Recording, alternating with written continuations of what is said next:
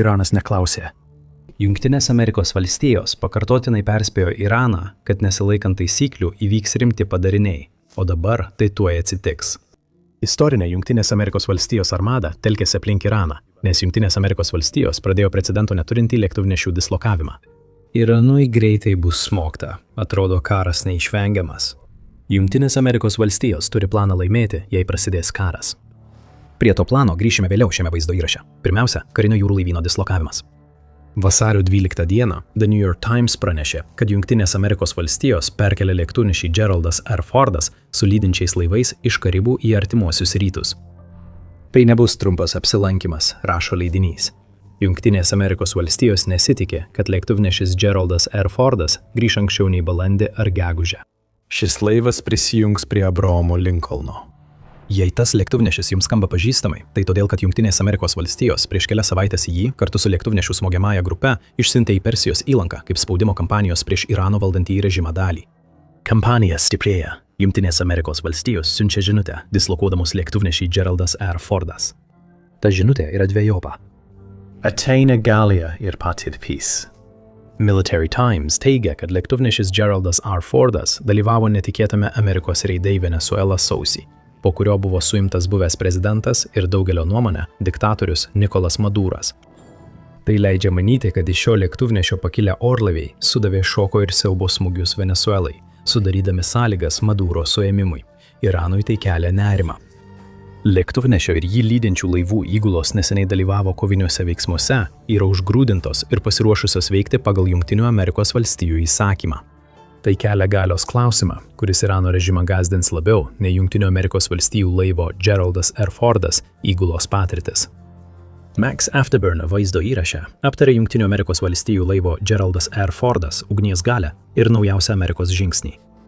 Lėktuvnešyje nėra F-35 ir jų nereikia, sako Afterburneris. Jungtinių Amerikos valstijų laivas Abraomas Lincolnas jų turi pakankamai. Bet Geraldas R. Fordas su F-18 ir E-18G Growler lėktuvais įgyja pranašumą. Smogiamųjų ir elektroninio karo orlaivių derinys. Tai bus svarbu kovoje su Irano bepiločių prisotinimo strategija, apie kurią tuoj sužinosi daugiau. Visa tai reiškia gerokai didesnę Jungtinių Amerikos valstijų oro galią regione, kuriame jie aktyviai siekia pokyčių. Dabar, bendradarbiaujant su Abraomo Lincolno lėktuvnešiu Persijos įlankoje, galima vykdyti daugiau skrydžių. Tai leidžia 33% padidinti skrydžių skaičių, taigi daugiau orlaivių kyla nuo Jungtinių Amerikos valstijų laivo Ford Danio, sako Max Afterburner. Jungtinių Amerikos valstijų laivas Abraomas Lincolnas greičiausiai vadovaus oro smūgiams prieš Iraną, tačiau tai yra Geraldas R. Fordas. Jis labai svarbus, kad šoko ir siaubo kampanija taptų ilgalaikiu karu, siekiant paralyžiuoti Irano oro gynybą ir karinę vadovybę. BBC mano, kad papildomas lėktuvnešio dislokavimas gali būti svarbus. Nors Jungtinės Amerikos valstijos galėtų ruoštis veiksmams Irane, kaip Venesueloje, yra ir švelninančių veiksnių. Irano kariuomenė daug stipresnė nei Venesuelos kada nors buvo.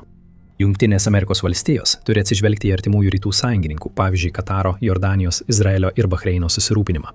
Visi jie yra dalis susitarimų tinklo, kurį Jungtinės Amerikos valstijos yra sudariusios, ir visi jie nerimauja dėl Irano atsakomųjų veiksmų. Jungtinių Amerikos valstijų laivo Geraldas R. Fordas atvykimas į Persijos įlanką rodo, kad Jungtinės Amerikos valstijos padvigubina ugnies galią, siekdama greičiau užbaigti kovą. Jungtinėms Amerikos valstijoms šis noras gali neišsipildyti. Prieš aptardami Jungtinių Amerikos valstijų parengtą smūgio planą, turime suprasti, kodėl Jungtinės Amerikos valstijos ėmėsi veiksmų, rodančių neišvengiamą karą su Iranu. Atsakymas paprastas – pasekmės. Jungtinės Amerikos valstijos ir Iranas derėjosi dėl branduolinės sutarties, kurią Jungtinės Amerikos valstijos siekia sustabdyti Irano bandymus gaminti branduolinius ginklus. Jungtinių Amerikos valstijų prezidentas Donaldas Trumpas vasario 12 dieną įspėjo Iraną, kad nesudarius susitarimo sulauks Amerikos rūstybės. Turime sudaryti susitarimą, kitaip tai bus labai traumuojantis dalykas. Nenoriu, kad tai įvyktų, bet turime sudaryti susitarimą, praneša France 24. Jungtinių Amerikos valstijų prezidentas vėl pareiškė, Iranui bus labai traumuojanti pasekmė, jei nebus susitarimo. Žiniasklaida skelbė, kad Trumpas svarstė siųsti dar vieną lėktuvnešį į Persijos įlanką, jei situacija nesikeis jam norimų greičiu. Akivaizdu, kad atėjo laikas, o Trumpas tai vadina antruoju etapu. Jungtinės Amerikos valstijos ruošiasi etapui, kuris atrodo bus išpuolis prieš Iraną. Vasario 15 dieną The Times of Israel pranešė, kad Trumpas pažadėjo Netanyahui Jungtinių Amerikos valstijų paramą, jei Izraelis smogs Iranui. Po nesėkmingų Jungtinių Amerikos valstijų ir Irano derybų, Netanyahu skeptiškai vertina bet kokią susitarimo galimybę ar Irano režimo laikymasi jo. Neslėpsiu, esu skeptiškas dėl susitarimų su Iranu, nes jie patikimi tik tuo, kad meluoja ir apgaudinėja. Izraelio ministras pirmininkas tai pasakė delegatų auditorijai neseniai vykusioje pagrindinių Amerikos žydų organizacijų prezidentų konferencijoje. Atrodo, kad Izraelis nekantrauja veikti, o Jungtinės Amerikos valstijos artėja prie tos pačios pozicijos. Taip yra todėl, kad Irano režimo veiksmams yra pasekmių, o dabartiniai veiksmai rodo, jog branduolinės derybos neveikia. Juk Iranas vis dar kuria balistinės raketas, kurios greičiausiai galėtų nešti branduolinius užtaisus, jei šalis sugebėtų juos pasigaminti. Afterburner teigia, kad Irano balistinių raketų programa labai patobulėjo derybų metu. Jau pagaminta iki 2000 balistinių raketų. The New York Times vasario 6 dienos pranešime nurodo, kad tai rodo palydovinės nuotraukos. Iranas greitai suremontavo Jungtinių Amerikos valstijų operacijos Vidurnakčio kūjas 2025 metais apgadintas balistinių raketų gamyklas, parodydamas, kad ruošiasi jas vėl naudoti. Tai nėra šalies, kuri rimtai vertina branduolinės derybas veiksmai ir Jungtinės Amerikos valstijos tai suprato. Nelygus atstatymo tempas leidžia suprasti Irano karinius prioritetus tuo metu, kai Jungtinės valstijos telkia pajėgas šalia Irano, o prezidentas Trumpas svarsto naujus karinius veiksmus. The New York Times teigia, kad Jungtinėms Amerikos valstijoms surengus ataką, Iranas greičiausiai smogtų balistinėmis raketomis Izraeliui ir Jungtinių Amerikos valstijų objektams regione. Iranas priešinasi ne tik branduolinėje srityje. Tai jo atsakas į protestus dėl režimo pakeitimo, prasidėjusius 2025 metų pabaigoje ir žiauriai numalšintus Ali Chamenejaus bei jo fanatiškų sėbrų. Galbūt prisimenate, kad Trumpas iš pradžių grasino atsakyti Iranui, jei jo režimas nužudytų ką nors per protestus. Trumpas perspėjo apie labai griežtus veiksmus, jei Iranas įvykdytų egzekuciją bet kuriam kaliniui, pranešė BBC sausio 14 dieną. Grasinimas pasirodė, kai manyta, kad Chamenejaus režimas jau nužudė per 2400 žmonių. Dabar Iran International duomenimis aukų yra gerokai daugiau. Redakcijos peržiūrėti dokumentai atskleidė, kad Chamenejaus režimui pradėjus represijas nužudyta per 36 500 iraniečių sausio 8 d. Iki 9-osios, dar prieš Trumpo grasinimą, jau buvo nužudyta daugiau nei 15 kartų daugiau protestuotojų, nei manyta iki sausio 14-osios. Tai Jungtinių Amerikos valstijų grasinimų ignoravimas, tikėtina, kad vėliau nužudyta daugiau žmonių. Man tai panašu į Jungtinių Amerikos valstijų provokavimą smogti, turint omenyje visą Irano retoriką. Afterburner komentuoja Chamenejaus veiksmus malšinant protestus, galėjusius jį nuversti. Šis atsakas liks Jungtinių Amerikos valstijų kolektyvinėje sąmonėje kartu su branduoliniu nepaklusnumu. Irano Islamo revoliucijos gvardijos korpusas arba IRGC taip pat neprisideda prie situacijos gerinimo, diskutuojant apie nepaklusnumą. Trumpame India Eye News X platformoje pasidalintame įraše matyti, kaip visa tai sukrauta ant panašu perdaryto konteinerinio laivo. IRGC nariai skanduoja mirtis Amerikai, taip parodydami pasiruošimą kovai. Ar šis spektaklis rimtas karo šauksmas? Kažkas per vidurį, nors sunku pasakyti, bet IRGC panašu nori parodyti savo didelį laivą, kaip matyti iš vaizdo iš oro. Nariams žygiuojant, Daniją ir skanduojant, Iranas siunčia žinutę, kad neatsitrauks. Jungtinės Amerikos valstijos į Persijos įlanką išsiuntė antrą lėktuvnešį. Prieš pradėdami kalbėti apie tai, ką tie lėktuvnešiai darys, kai prasideda kovos, galbūt klausėte savęs, kodėl Jungtinėms Amerikos valstijoms reikia 2 šių milžiniškų lėktuvais apkrautų karo laivų. Iranas neturi kuo prilygti Jungtinių Amerikos valstijų laivynui, tačiau yra svarbi priežastis, kodėl USS Geraldas R. Fordas jungiasi prie USS Abrahamo Lincolno. Ir tai nėra vien tik Amerikos puolamosios grėsmės didinimas, svarbu užtikrinti, kad Iranas negalėtų padaryti daug žalos. Afterburneris teigia, kad Iranas tikėtina naudos asimetrinę taktiką prieš Jungtines Amerikos valstijas ir turi sluoksniuotą oro gynybą su S-300 ir S-400 sistemomis iš Rusijos. Iranas gamina didžiulį kiekį Shahid atakos dronų ir masalų, kuriuos visus naudos bandydamas suklaidinti lėktuvnešių, kuriuose bazuojasi orlaiviai gynyba. Jungtinės Amerikos valstijos naudos juos elektroninio karo smūgiams. Irano arsenale yra trukdymo įranga ir galbūt ginklai, galintys perimti 4 kartos naikintuvus, pavyzdžiui F-18, kuriuos į kovą atgabena JAV laivas Geraldas R. Fordas. Kaip taip pat pažymi WEO News, Iranas bandys pasitelkti asimetrinę taktiką, kad užkirstų kelią Jungtinių Amerikos valstijų karo laivų priėjimui. Siauruose vandens ruožuose, pavyzdžiui Ormuzo sąsiauryje, kurį iš dalies kontroliuoja Iranas. Pridėkite husių grupuotę su dronų spiečiumi ir kovotojus naudojančius greitaeigius katerius kaip dėmesio nukreipimą.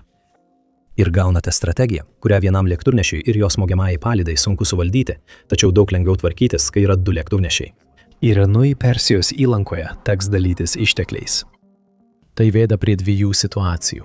Iranas sutelkia pajėgas į vieną lėktuvnešį, o kitą palieka smūgį. Arba Iranas padalina savo asimetrinę ataką per pusę, o tai leidžia Jungtinių Amerikos valstijų lėktuvnešiams lengviau apsiginti ir tada pradėti savo smūgius. Iranas teigia turintis lėktuvnešių naikintojų strategiją, tačiau neturi ne vieno tokio galingo karo laivo. Jungtinės Amerikos valstijos turi saugotis asimetrinės taktikos. Per didelis pasitikėjimas gali greitai sužlugdyti karo pastangas, net turint 2 lėktuvnešius. Jungtinės Amerikos valstijos perspėja Iraną, kad smogs greitai ir stipriai, kartu ruošiantis Irano atsakui. Ir tuo mes prieiname prie to, ką jau kelis kartus minėjome šiame vaizdo įraše – Amerikos stulbinančių smūgio planų. Šiuose planuose bus dar vienas šoko ir baimės elementas, kaip matėme per operaciją Vidurnakčio kūjis, kuri turėjo sužlugdyti Irano branduolinius siekius. Stebina tai, kad Jungtinės Amerikos valstijos planuoja kelias savaitės truksiančią kampaniją prieš Iraną. Tai rodo, kad jį prireikus pasiruošusi sugriauti šalies režimą. Reuters apie šį plano aspektą pranešė vasario 13-ąją, pažymėdama, kad 2 neįvardyti Jungtinių Amerikos valstijų pareigūnai tai pasakė šiai žiniasklaidos priemoniai. Irano laukia žymiai rimtesnis konfliktas su Jungtinėmis Amerikos valstijomis nei bet kada anksčiau. Tai nebus vienkartinė ataka, kaip Vidurnakčio kūjo operacija. 2 lėktuvnešių buvimas Persijos įlankoje rodo Jungtinių Amerikos valstijų ketinimą vykdyti ilgalaikę operaciją. Jungtinių Amerikos valstijų pareigūnai Reuters sakė, kad šios operacijos planavimas sudėtingesnis. Tai apimtų Irano saugumo ir valstybinių objektų puolimą bei daugiau smūgių saugumo infrastruktūrai. Mažai tikėtina, kad Jungtinės Amerikos valstijos kartos veiksmus Venesueloje. Šiuolaikinė diplomatija tai rodo. Trumpas nepritarė sausumos pajėgų siuntimui į Iraną, nors Baltieji rūmai teigia, kad jis svarsto visas galimybes. Yra nedidelė, bet menkai tikėtina galimybė siųsti sausumos pajėgas į Iraną. Tačiau tai, kas tikrai įvyks, bent jau per pirmasias kelias savaitės, yra iš lėktuvnešių vykdomų smūgių serija. Jie bus skirti visiškai sunaikinti pagrindinę Irano karinę infrastruktūrą ir ją naudojančius režimo karius. Max Afterburner sako, kad Jungtinės Amerikos valstijos, turėdamos lėktuvnešius Geraldas R. Fordas ir Abrahamas Lincolnas, gali pasiekti savo tikslus. Afterburnerio teigimu, taip galėtų atrodyti šis karas. Kaip jis sako, šou pradžia būtų F-35 lėktuvai, esantys lėktuvnešyje Abrahamas Lincolnas. 5-osios kartos naikintuvai, sunkiai aptinkami ir pasiekiantys Mach 1,6 greitį sukurti giliosiams atakoms prieš sustiprintus taikinius, saugomus oro gynybos sistemų, galinčių aptikti kitus amerikiečių orlaivius. Irano požeminiai branduoliniai objektai būtų aiškus taikiniai, kaip ir operacijoje Vidurnakčio kūjis. Jungtinių Amerikos valstijų lėktuvnešio Geraldas R. Fordas naikintuvai F-18 palaikytų F-35. Daugiafunkciai naikintuvai patys vykdo raketų ir bombardavimo kampanijas, todėl labiau matomi oro gynybai. Jie greičiausiai vykdys artimos oro paramos ir bombardavimo misijas su F-35. Jie taip pat gali užtikrinti ryšį specialiųjų operacijų komandoms ant žemės, jei Jungtinės Amerikos valstijos nuspręstų tokias komandas dislokuoti. Pridėjus 500 svarų bombas ir priešdroninės raketas, F-18 tampa mirtinu puolimo ir gynybos ginklu. Su 2 lėktuvnešiais Jungtinės Amerikos valstijos galėtų nuolat vykdyti antskrydžius, teigia Afterburneris. Taigi greičiausiai matytume, kaip F-35 naikina Irano oro gynybos sluoksnis, taip atverdami koridorius, kuriais galėtų pasinaudoti F-18. Vėliau prisijungia Tomahawk raketos, paleidžiamos iš karo laivų su 2 Jungtinių Amerikos valstijų lėktuvnešiais, suteikdamos daug ugnies galios. Iranui tai bus sunku įveikti. Jungtinės Amerikos valstijos stebi per EDD Hawkeye lėktuvus savo lėktuvnešiuose. Jungtinių Amerikos valstijų karinio jūrų laivyno oro sistemų vadovybės teigimu, šie orlaiviai turi pažangiausius radarus pasaulyje. Jie gali koordinuoti F-35 ir vėliau F-18 smūgius. Hawkeye lėktuvai būtų vertingi kaip gynybiniai įrankiai, ypač su Growler orlaiviais. Hawkeye aptinka 30 greitųjų valčių ir 60 žemai skrendančių dronų, artėjančių 80 km/h iš kelių krypčių. Afterburner teigia, kad jie siekia apsupti lėktuvnešius ir įveikti palydos laivus. Dabar ore esantys Growler lėktuvai imtų trukdyti ir bandytų numušti visus dronus. 2 lėktuvnešių grupės sudaro išsamų Jungtinių Amerikos valstijų karo planą. Žinoma, Iranas bandytų atsakyti ne tik dronų spiečiais ir kitomis asimetrinėmis taktikomis, kurias naudoja prieš lėktuvnešius. Iranas taip pat bandytų smogti Jungtinių Amerikos valstijų bazėms artimųjų rytų šalyse. Afterburner pažymi, kad IRGC jau grasino šioms bazėms, todėl Jungtinės Amerikos valstijos turi rimtai vertinti grėsmę. The Hill praneša, kad Irano užsienio reikalų ministras Abbasas Arakčis tą pačią grėsmę išsakė interviu su Al Jazeera vasario pradžioje, kur jis sakė: Mano nuomonė, tai labai aišku. Jungtinės Amerikos valstijos mus puola. Akivaizdu, kad mes neturime galimybių ir prieimo pulti Jungtinių Amerikos valstijų teritorijos, todėl turime pulti arba atsakyti Jungtinių Amerikos valstijų bazėms regione. Dėžė Jungtinių Amerikos valstijų bazės išsidėsčiusios visame regione. Problema su Irano strategija yra dvejopa. Kaip pažymė Afterburner, visos Jungtinių Amerikos valstijų bazės turi gynybą. Iranas vis tiek galėtų atakuoti, ypač naudodamas raketų ir dronų spiečius. Kiekvienas į bazę siunčiamas dronas nepuola Jungtinių Amerikos valstijų lėktuvnešio Persijos įlankoje. Tai išteklių padalymas, kaip minėjome. Antra, vienas privalumas, kurį Iranas turėjo anksčiau, galėjo paleisti balistinių raketų salves iš toli, pavyzdžiui prieš Izraelį, ir nebijojo būti nubaustas. Jungtinių Amerikos valstijų bazėms Iranas tokias galimybės neturi. Taip, Iranas galėtų smogti bazėms, bet su 2 Amerikos lėktuvnešiais prie jų slenksčio, bet koks toks smūgis iškart sulauktų Jungtinių Amerikos valstijų atsako. Toks atsakas greičiausiai padarytų Iranui daug daugiau žalos, nei Iranas galėtų padaryti bazėms. Nors Iranas grasina, šalies režimas žino, kad jų padėtis labai prasta, nors to nepripažįsta. Ir mes pradedame gauti užuominų, kad Iranas tyliai bando sustabdyti karą, kuris atrodo neišvengiamas. Iranas tai žino. Jungtinių Amerikos valstijų lėktuvnešio Geraldo R. Fordo atvykimas į Persijos įlanką suteikia Jungtinėms Amerikos valstijoms pranašumą. Amerika turės daugiau nei pakankamai ugnies galios įvykdyti Trumpo grasinimus, jei nuspręs. Trumpas naudojasi šiuo pranašumu, nes neseniai sakė, kad tai būtų geriausia, kas galėtų nutikti. Kai jo paklausė, ar jis nori matyti režimo pasikeitimą Irane. Pažymėtina, kad visa tai pasiekia kulminaciją dar vienų branduolinių derybų išvakarėse, kurios numatytos vasario 17 dieną. Jungtinių Amerikos valstijų pasiuntiniai Jaredas Kushneris ir Steve'as Witkofas dalyvaus derybose Ženevoje. Jungtinės Amerikos valstijos vis dar siekia susitarti, nors tai labai sunku, teigia valstybės sekretorius Markas Rubijus. Tačiau čia pasireiškia subtilus Iramas signalas. BBC vasario 15 dieną pranešė, kad Irano viceministras Majidas Tahtas Ravanšis sakė, jog kamuolys dabar Amerikos pusėje. Norėdami įrodyti, kad jie nori sudaryti susitarimą, pridūrė, kad jei jie yra nuoširdūs, esu tikras, jog būsime kelyje į susitarimą. Ar tai dar vienas Irano režimo melas, ar Jungtinių Amerikos valstijų lėktuvnešio Geraldo R. Fordo atvykimas jau davė norimą efektą? Sužinosime vasario 17-ąją. Iranui geriau tikėtis, kad susitarimas bus pasiektas. Priešingu atveju atrodo, kad šalies režimą visiškai sunaikins Jungtinės Amerikos valstijos, jei susitarimo nebus. Keista, bet Jungtinių Amerikos valstijų karo planas susijęs su Vladimiru Putinu ir jo valdžios troškimu. Apie karo Irane reikšmę Putinui žiūrėkite mūsų vaizdo įrašą. Jei patiko šis vaizdo įrašas, prenumeruokite The Military Show, kad nepraleistumėte naujienų apie Jungtinių Amerikos valstijų ir Irano įtampą. Ačiū, kad žiūrėjote.